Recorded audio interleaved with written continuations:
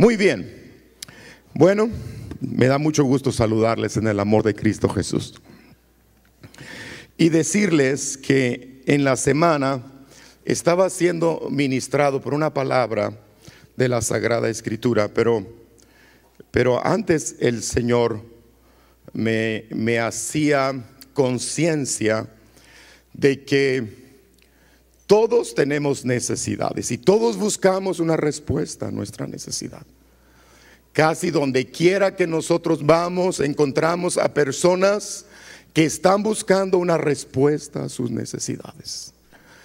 Cuando me conocen, por ejemplo, algunas personas y me presentan como pastor, lo primero que viene a la mente: ay, usted está más cerca de Dios, le voy a pedir, dicen.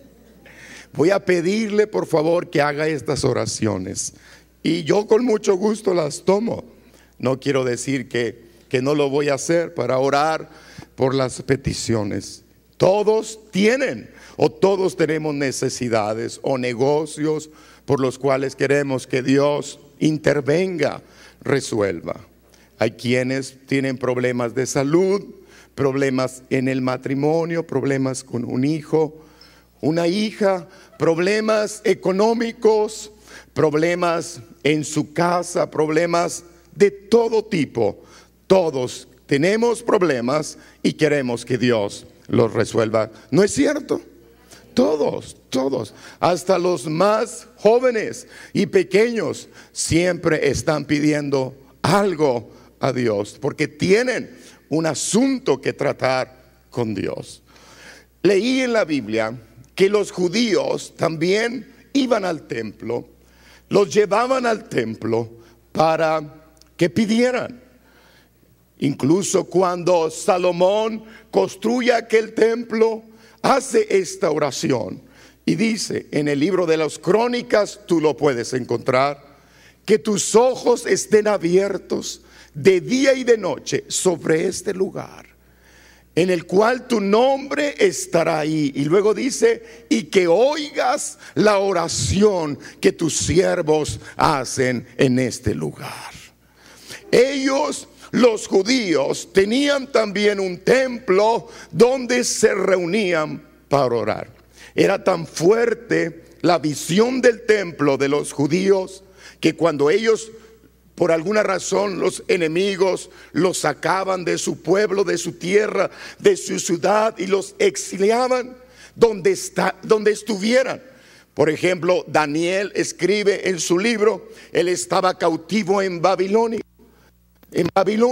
y dice que abría las ventanas de su casa, de su departamento, y veía la ubicación. ¿Para dónde queda Jerusalén? Pues para allá. ¿Para dónde está el templo? Pues para allá. Y abría las ventanas y en dirección a su templo levantaba oraciones, porque era para ellos muy importante el templo, muy importante guiar y llevar oraciones ahí. Dice la Biblia que los niños varones, cuando ellos cumplían 12 años de edad, un niño judío cuando cumplía 12 años de edad, lo llevaban al templo. Dicen que ellos tenían que ir mínimo 3 veces al templo antes de sus 12 años.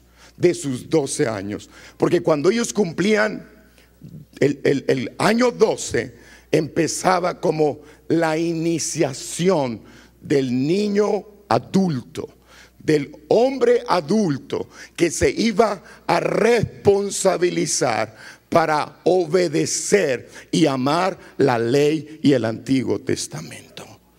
Ellos, por ejemplo, llamaban a esa reunión de iniciación bar mitzvah en el hebreo. Bar mitzvah. Esto representaba que entre 12 o 13 años de edad, esos niños se iban a convertir en un pleno judío o en un judaísmo.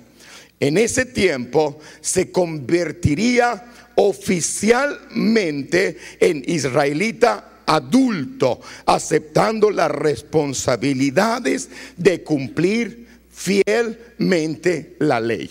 Cuando el niño cumplía 12 años, lo llevaban al templo para hacer ese rito de iniciación que le llamaban bar mitzvah, rito de iniciación. Y el niño llegaba y prometía ante los doctores de la ley cumplir y obedecer y hacer cumplir la ley, pues desde su infancia la había practicado. Dicen que los niños judíos a los 5 años de edad ya tenían de memoria el Pentateuco.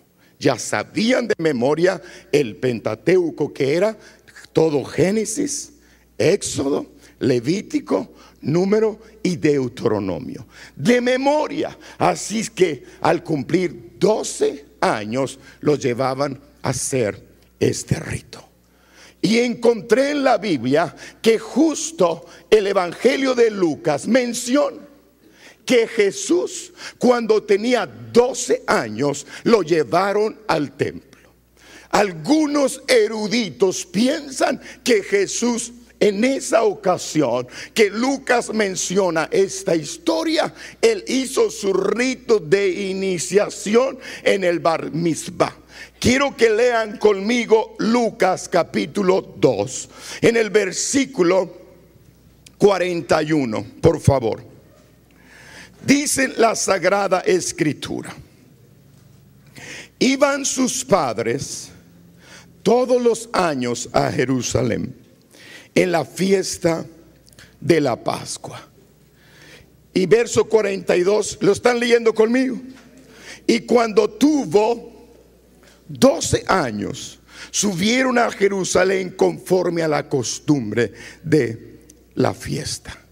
Al regresar ellos, acabada la fiesta, se quedó el niño Jesús en Jerusalén, sin que lo supiera José y su madre. Y pensando que estaba entre la compañía, anduvieron camino de un día. Oigan eso. Caminaron un día, y cuando terminó ese día, preguntaban: Jesús, ¿andas por ahí, Jesús? Bueno, si ya había incluso iniciado su curso de iniciación en bar mitzvah, de alguna manera Jesús lo hacía adulto entre los niños adultos. Ya se separaba un poquito de la caminata donde iban sus padres. A lo mejor ya no lo llevaban de la mano. Y María y José pensaron: por aquí debe de venir, entre las multitudes que caminaban. Hasta el final del día se dieron cuenta que Jesús no iba con ellos. Entonces le buscaban, verso 44, entre los parientes y los conocidos. En el verso 45, pero como no le hallaron, ¿qué dice allí? Volvieron a Jerusalén buscándole. Y aconteció que 3 días después le hallaron. ¿En dónde? No los oigo. ¿En dónde?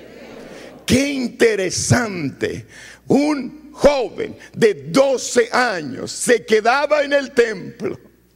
No se quedó en la feria. No se quedó en ningún atractivo de Jerusalén.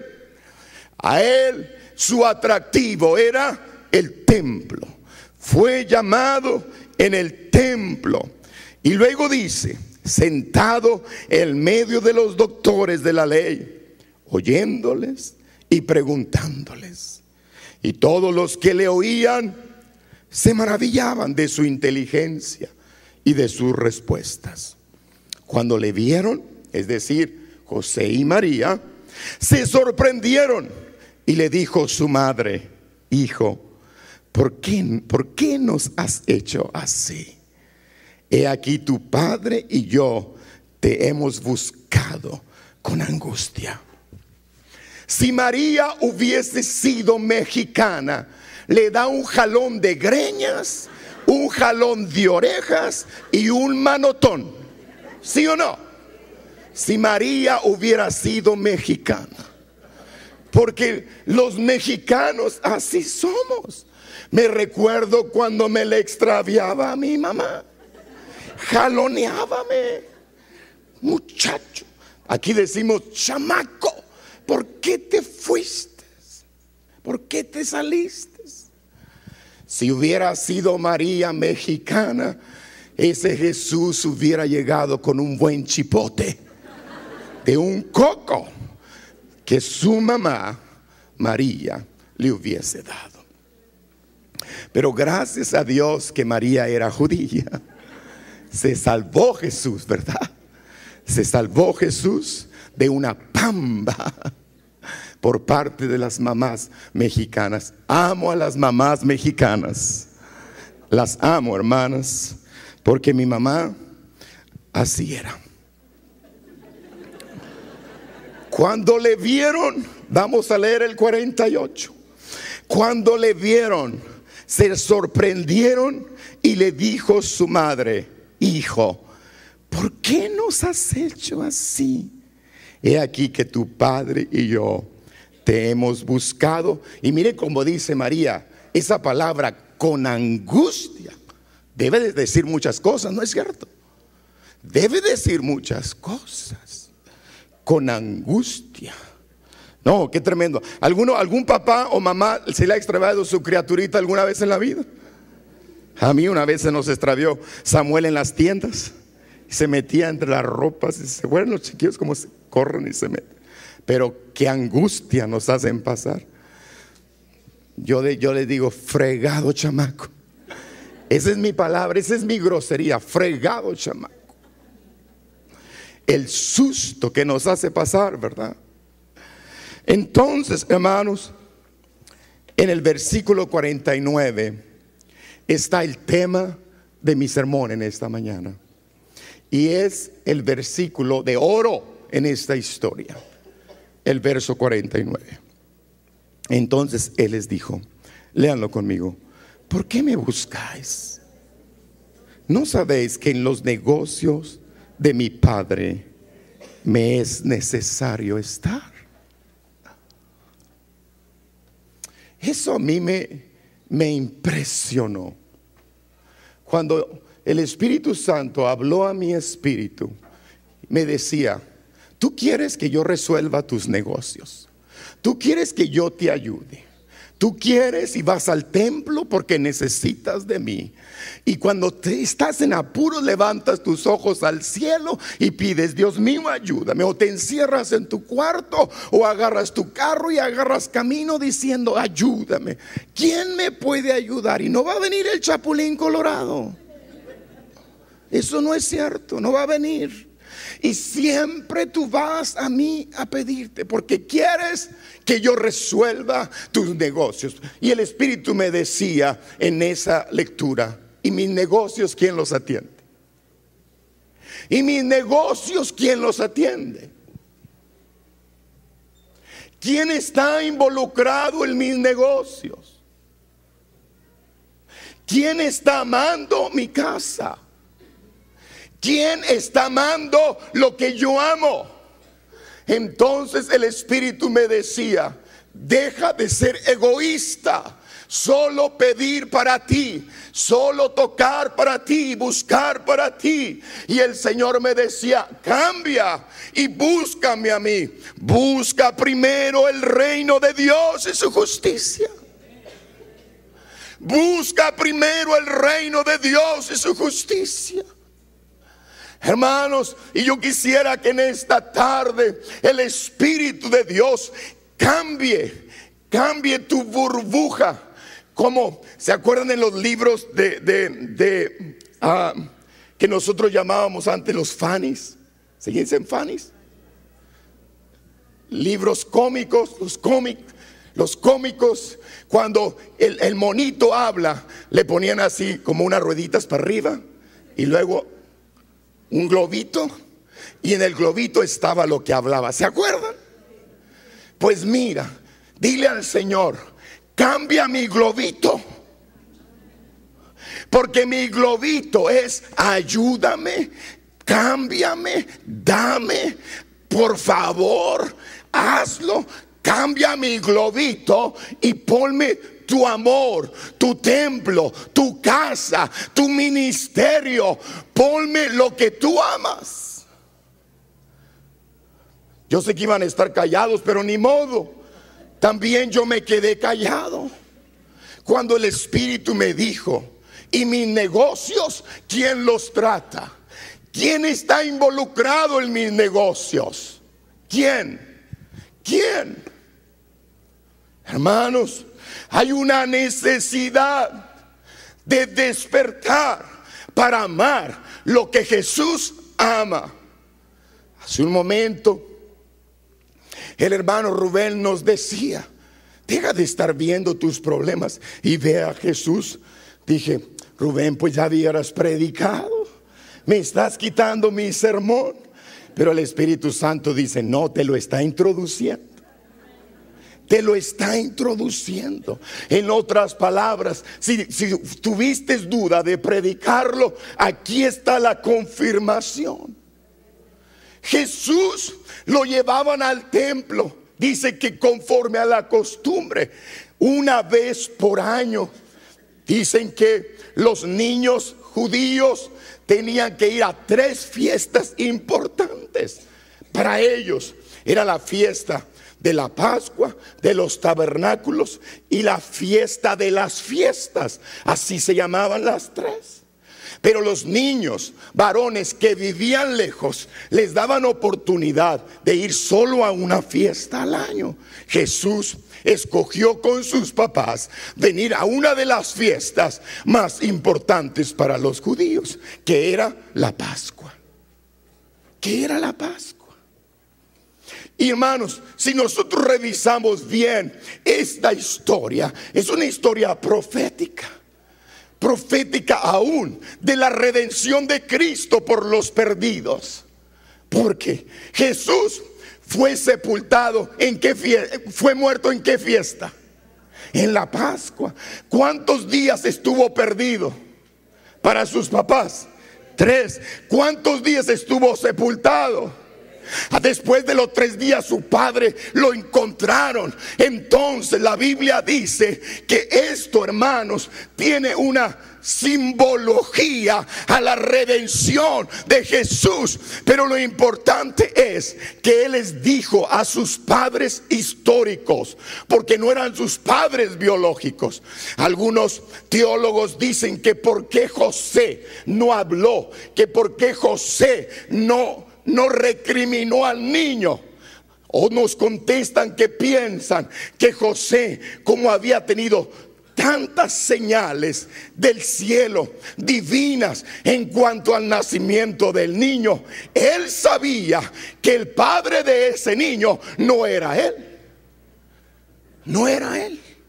Porque el primero en saber que María que había concebido del Espíritu, ¿quién fue? José. Y a él se le había aparecido un ángel para decirle: no vayas a dejar a María, porque ella ha concebido del Espíritu Santo. Y dice José: no sé quién es ese Señor.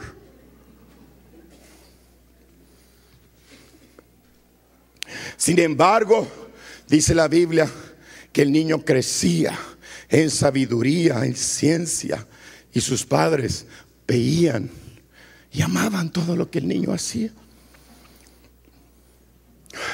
Jesús ahora estaba en su, pudiéramos decir, bar mitzvah, en su rito de iniciación.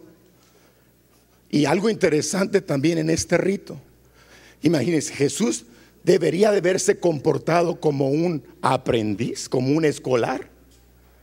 Sin embargo, dice que cuando llegaron sus papás, lo encontraron sentado en el medio y los doctores de la ley alrededor de él.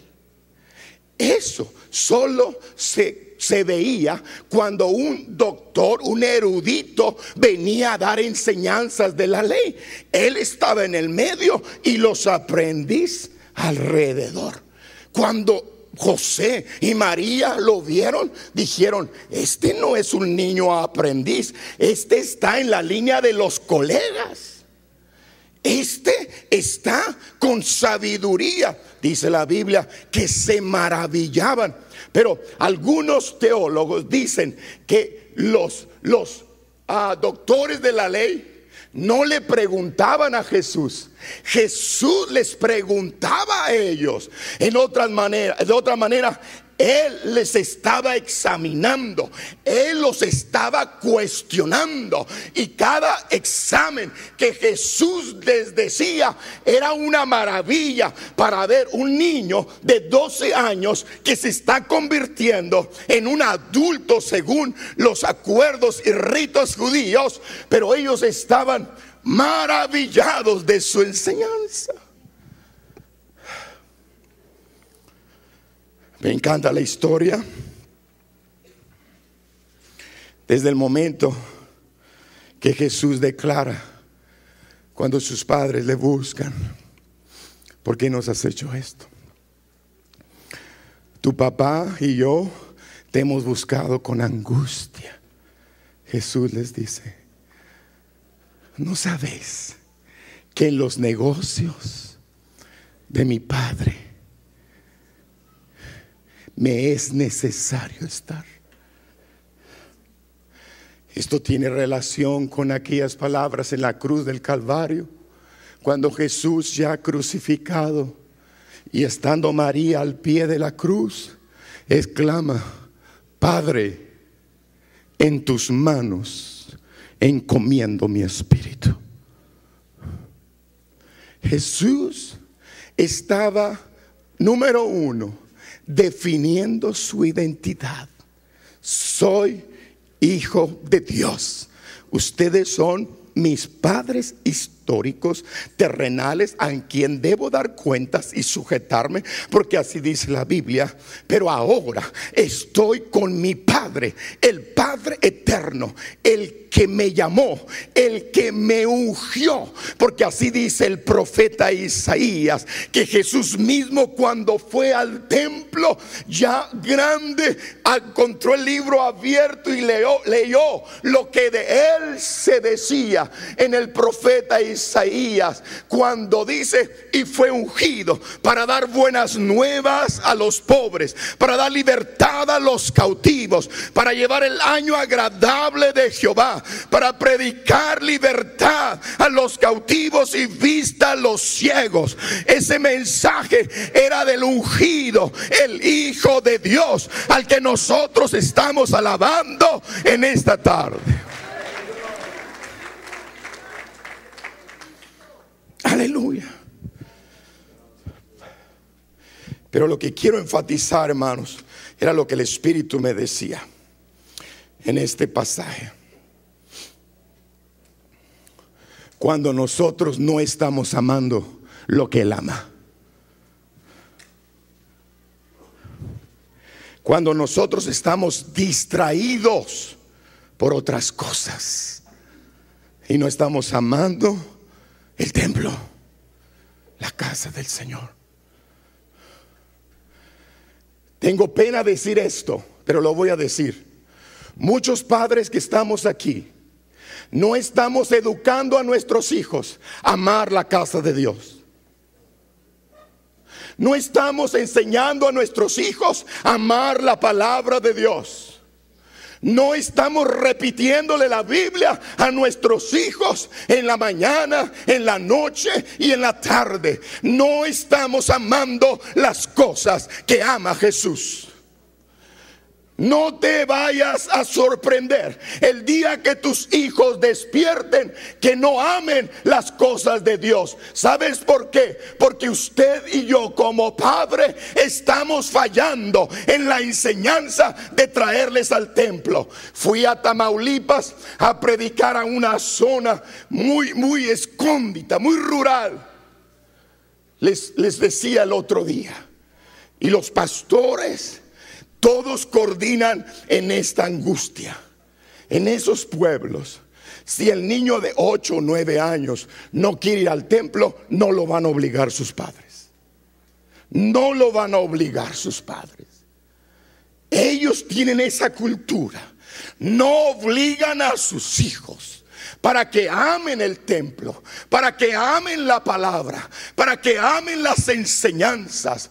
Oh, pero el diablo abrió ventanas en nuestras casas y se metió, como dice Moisés en las Lamentaciones, en el Deuteronomio, se metió por nuestras ventanas para perturbar y para atacar. ¿Sabe a quién? A los niños, a vuestros hijos. Hoy más que nunca el diablo está haciendo guerra en nuestros hijos, y nosotros hemos descuidado el amor por la casa de Dios. Que el Señor nos ayude. Más que comprar un libro de la Biblia, un libro que habla las palabras benditas y únicas y poderosas de Dios, compramos juguetes electrónicos, compramos caricaturas diabólicas, caricaturas con enfoques de desvíos emocionales para que nuestros hijos sean entretenidos.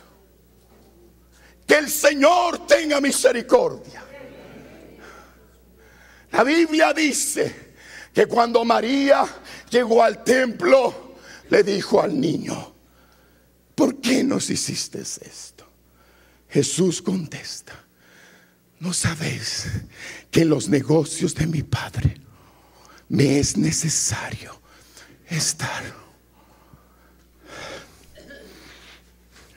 ¿Cómo estamos fallando, hermanos, en la enseñanza? El templo no es un lugar para venir a cantar, es un lugar para venir a aprender la palabra de Dios. No es un lugar para venir a danzar, es un lugar donde se instruye. Instruye a tu niño cuando es pequeño. Ahora, si no enseñas a tus hijos en el templo, hermanos, a amar el templo, a venir al templo, ¿tú crees que en la casa van a amar a Dios? Si no los estás encaminando. Qué responsabilidad tan grande. Qué responsabilidad tan grande de educar a nuestros hijos. A veces estamos preocupados en tantos negocios, en tantas cosas. Aún como pastores podemos ser activistas, quedar bien con todo, pero nuestros hijos,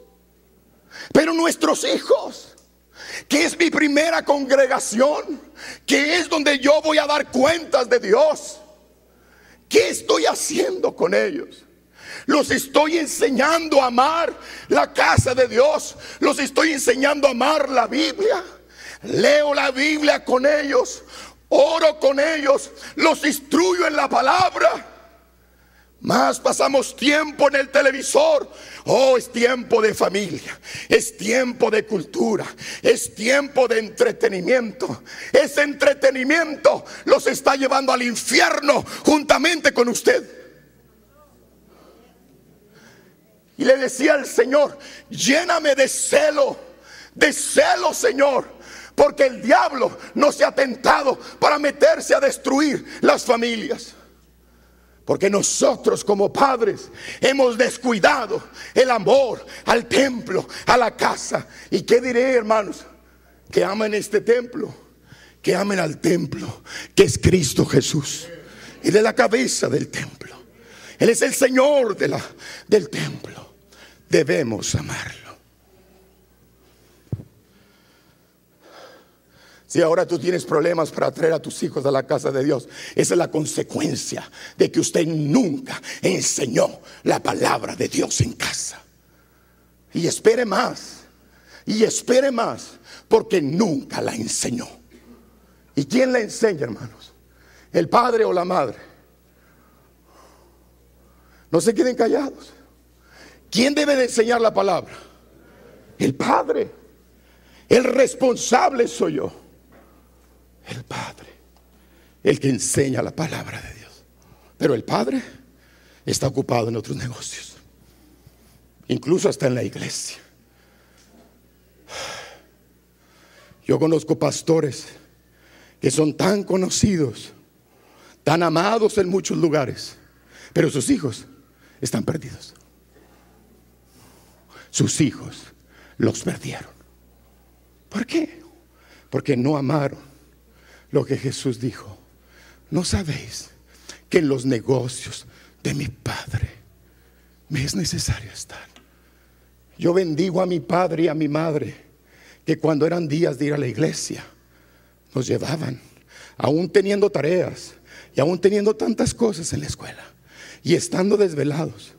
No importara que no lo durmiéramos ahí, pero ella decía: aquí deben estar, en la casa de Dios. Por eso yo amo la casa de Dios.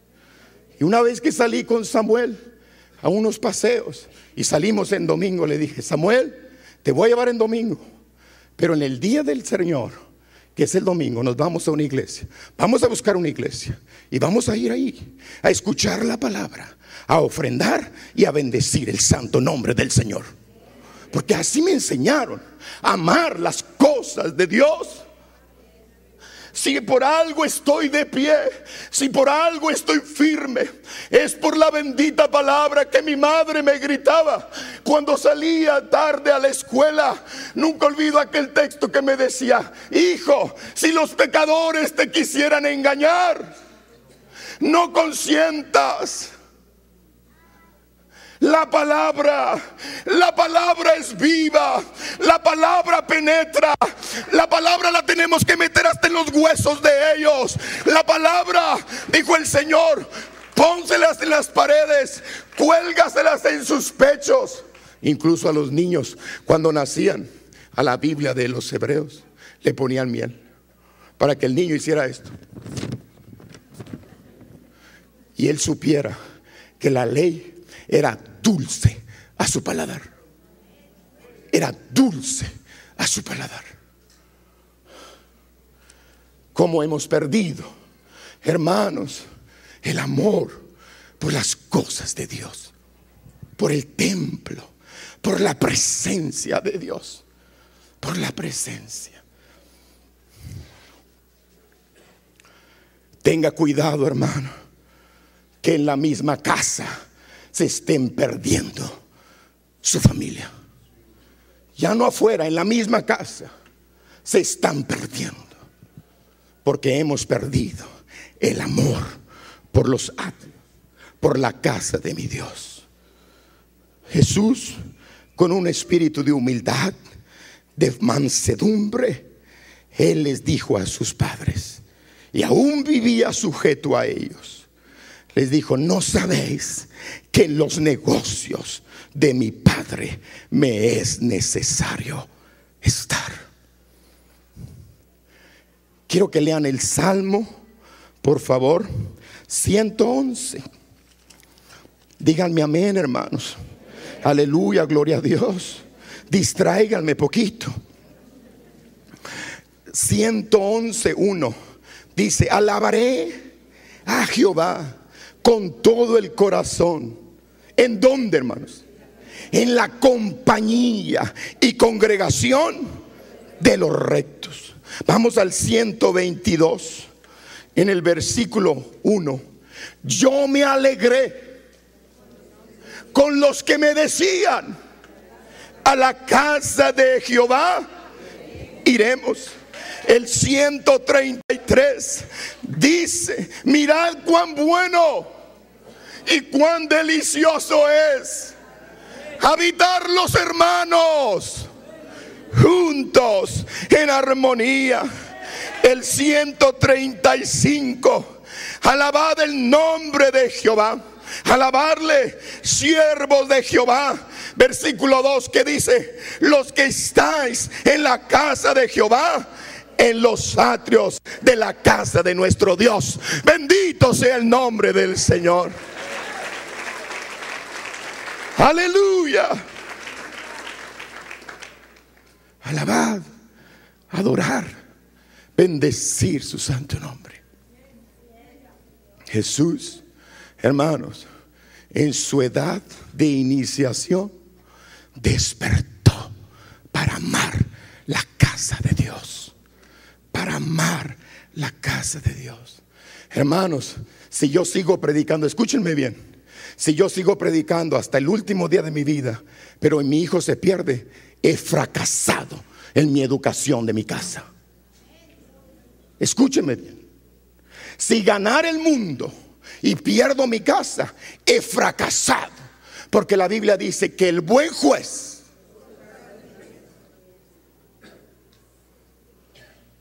fracasamos. Puedes tener propiedades, dinero, cuentas en el banco, lo que quieras, pero si tus hijos no temen a Dios, eres una familia en fracaso. Como cristianos se los digo, como hijos de Dios, porque vamos a dar cuenta a Dios de nuestros hijos. Hermanos, tampoco querramos que la iglesia en 2 horas enseñe lo que nosotros no queremos enseñar en casa. No querramos que en la iglesia enseñen lo que nosotros no enseñamos en casa. Instruye, corrige. La iglesia es para esto, para enseñar, para predicar, para corregir injusticia. De tal manera que seamos preparados. Así dice la Biblia. Que seamos preparados, que seamos maduros. Ahora vienen, hermanos, cambios en la educación. Estamos ya viendo los primeros aires de cambios en la educación para nuestros hijos y para los hijos de nuestros hijos. Qué tremenda confusión viene. Ahora, mi pregunta es, la Biblia dice que antes de que Cristo venga, sus señales van a ser esos tiempos, como los tiempos de Noé, que nadie quería escuchar el mensaje del juicio del diluvio, como en los días de Sodoma y de Gomorra. Así está escrito, que vendrán los días del Señor. Es decir, los tiempos de Sodoma y Gomorra en las naciones son señales de que Cristo viene. En lugar de andar protestando, debemos arrepentirnos, porque no estamos predicando el evangelio que cambia, que redime, que liberta, que da identidad al hombre y a la mujer. De eso debemos arrepentirnos, porque lo demás está escrito. Es como decirle: Dios, se adelantaron las profecías, tú escribiste que esas serían señales. Serán señales, hermanos. La venida de Cristo está cerca. Por eso debemos predicar a Cristo, porque Cristo es el que cambia las vidas. Hay poder en Jesús. Estoy preocupado. Hablaba con nuestro encargado de evangelismo la semana, porque como iglesia estamos tan a gusto, sentados, sin alcanzar almas para Cristo, sin interesarnos en los negocios de nuestro Padre. Los negocios de Dios, hermanos, es buscar su presencia hasta que pueda ser hallado.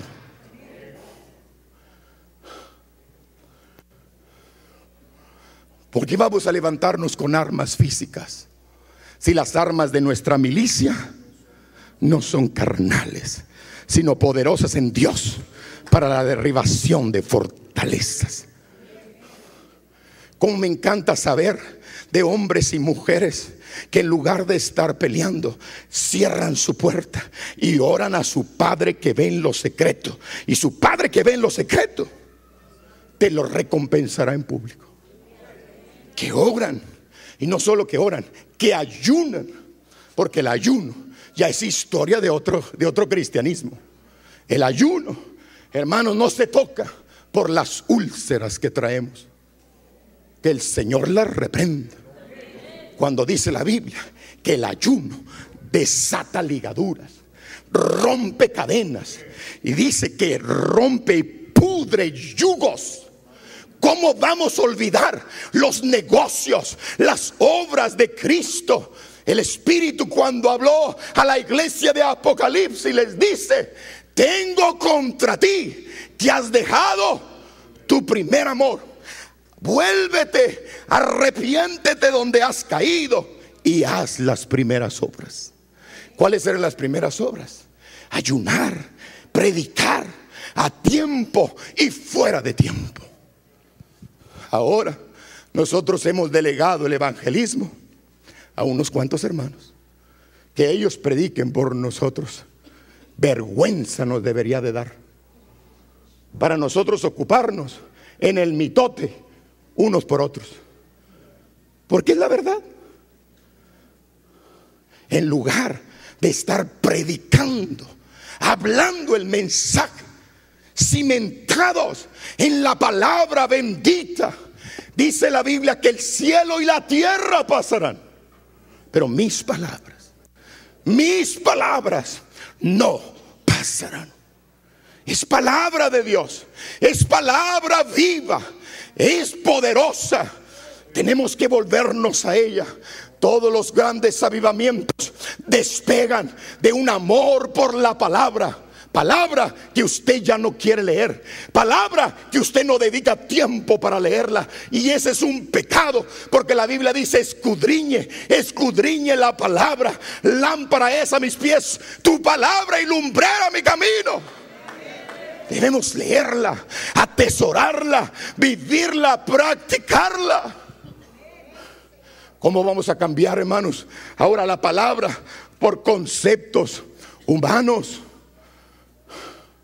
por conceptos de la ciencia? ¿Cómo vamos a cambiarla? El día que la cambiemos, dejaremos de ser iglesia evangélica basada en los evangelios de nuestro Señor Jesucristo. Por eso Pablo, hermanos, Pablo tomó con unción el mensaje del evangelio, y al Timoteo le dijo: procura con diligencia, rápido, procura con diligencia presentarte a Dios aprobado, como obrero que no tiene de qué avergonzarse. Y dice que usa, que escudriña, que atesora, que estudia la palabra, que no está captando aquí, captando allá la última revelación. Porque ahora se están dando las últimas revelaciones proféticas. Hermanos, pues si hay tantas revelaciones proféticas, vamos a hacer un libro y acomodárselo a la Biblia. Vamos a pegarle revelaciones a la Biblia. No hay más revelación. La revelación del Génesis al Apocalipsis es completa. Nadie le puede quitar o poner. Estudie la Biblia. Estudie la Biblia. Estudie la palabra de Dios. Hermanos, necesitamos un despertar en la palabra. Ahora, a las personas que convivo más cerca, he traído en mi mente decirle: lea la Biblia, hermano. Lee la Biblia. Y a los que les tengo más confianza, les digo: ¿la leíste? A ver, dime qué leíste. ¿Estás leyendo la palabra? Como necesitamos leer la bendita palabra de Dios. No sabéis, le dijo Jesús a su padre y a María, que en los negocios de mi Padre me es necesario estar. El día que amemos las cosas de Dios, volverá la autoridad espiritual. Porque cuando uno ama la intimidad, viene la autoridad. Porque intimidad trae autoridad. Marcos capítulo 3 dice: y él llamó a los que él quiso y les dio autoridad. Pero antes, dice, los llamó para estar con él, y luego para que predicasen, para que sanasen y le reprendiesen demonios. Pero antes, dice, para estar con ellos. Intimidad. Intimidad. En los negocios de mi Padre me conviene estar. Intimidad. Cuando uno tiene intimidad, tiene autoridad. Diga conmigo: la intimidad trae autoridad. Otra vez: la intimidad trae autoridad. Y necesitamos, hermanos, autoridad en el nombre de Cristo Jesús. ¿Cómo se ocupa autoridad para entrar al cuarto de tu hijo y decir: mira, demonio que tienes cautivado y que te mueves en los aires, porque son principados, vengo en el nombre de Jesús a decirte: fuera, porque esta casa le pertenece a Cristo? Eso se llama autoridad. Eso se llama autoridad. Pero la intimidad te provoca la autoridad. Busca, hermano. Busque. La iglesia está perdiendo su intimidad. Está perdiendo la búsqueda espiritual con Dios. Necesitamos volvernos. ¿Cuántos dicen amén? Volver a apasionarnos por las cosas espirituales.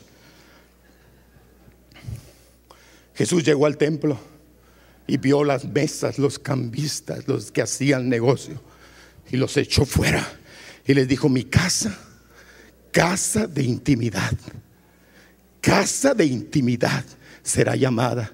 Pero ustedes hacen otro tipo de negocios aquí. Hacen otro tipo de negocios. En otras palabras, la realidad del templo se había deteriorado. La habían cambiado. Que el Señor tenga misericordia.